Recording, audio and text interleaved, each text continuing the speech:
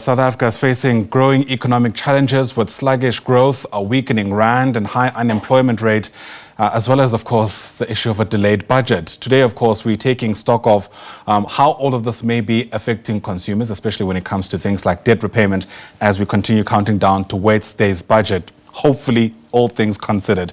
For that, let's bring in National Debt Advisor, Quality Control and Compliance Manager, Dehan Scherman, who joins us now via our video link. Dehan, thanks very much indeed for speaking to us. Welcome to the SABC News Channel.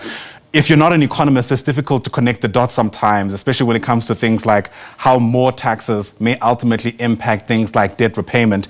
So as a start, help us just draw the threads, theoretically speaking, about how the one may ultimately affect the other. Yes, good morning and thank you for having me. So if we look at tax increases and specifically if we look at VAT, which I think is on everybody's minds at the moment. So VAT pushes inflation upwards, meaning that obviously prices are going to increase, right? Now, when inflation increases, what government tends to do is they try and temper that increase in prices by implementing interest rate increases. So when they implement an interest rate increase, it results in more money or more disposable income moving towards that interest rate or payment as opposed to spending it on other things. So monthly, when you have accounts, you pay a certain amount in interest. That amount is dictated by the current interest rate. So when you increase the interest rate, it means more of your disposable income is going to go towards interest repayments. So interestingly enough, they work oppositely. So you've got the VAT increase and taxes increase in general that pushes the cost of goods and general goods upwards, while you have inflation which tries to push the cost of goods downwards. And so we can see a perfect storm arise where should a VAT increase come into effect, consumers are going to have less money available because now they're going to have to increase their spending because everything's going to go up. Everything's going to become more expensive. Then, should an interest rate increase come in to try and temper that inflation, it means that even more of their disposable income is going to go towards interest rate repayments, which leads to even less disposable income. So essentially, you've got these forces moving, pushing inflation or interest rates. The interest rates are pushing inflation downwards, while VAT is pushing inflation upwards to try and balance itself out. But essentially, all it's doing is it's squeezing the disposable income that consumers have within their monthly budgets. Absolutely. This is all hitting one pocket, so to speak. On top of that, we're seeing, of course, the rand wobbling against the dollar and other major currencies. If I'm not a trader who's importing or exporting, why should I be worried about something like that against the backdrop of the context you've just given us? Well, interestingly enough, we have to look at how our currency and currency valuation plays a role in how an economy performs, right? So when you have a strong currency, it means that your imports are going to most likely be cheaper because you're importing from other countries, right? But it means that your exports are going to be more expensive. So a strong rand means that although our local costs may reduce, it means that businesses are going to have a harder time of trying to export their goods to the rest of the world.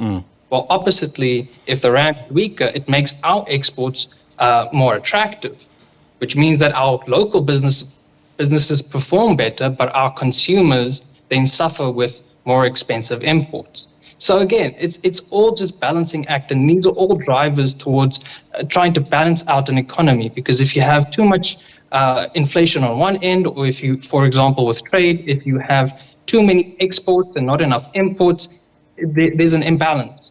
And so we have to balance the driving forces of an economy to try and ensure that the economy grows, while it doesn't grow too fast to the point where consumers aren't able to afford everyday items. Right, which is the real concern about a possible increase in value-added tax. I mean, concerns about it being regressive, affecting the poor the most, et cetera, et cetera.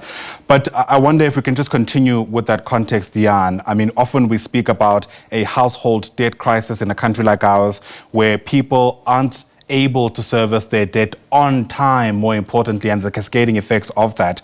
How bad is the situation as things stand in the country right now? I mean, are, on average, South Africans managing to keep up with their debt? So that's also a very interesting question. We see that there are different trends depending on the type of accounts. So, for example, credit card dependency has increased over time, and that speaks into how consumers are using credit to service their day-to-day expenses. We see also when there's a drop in interest rate, how the housing market seems to slowly improve, because now people think it's the right time to enter the housing market, because now that interest rates are going to go down, it also indicates that your bond repayments aren't going to increase, but they're rather going to decrease, which is a good perspective to have. But in terms of just the way that we as consumers handle credit and debt, we can see that there's definitely been an increase in credit card dependency, and that speaks to inflation. It speaks to the rise in the cost of living. It speaks to consumers who have an increased reliability on credit. And we can see within the context of what's currently going on, should there be a VAT increase, it would speak into an increased reliability on debt in order to cover for that VAT increase. Right. Absolutely.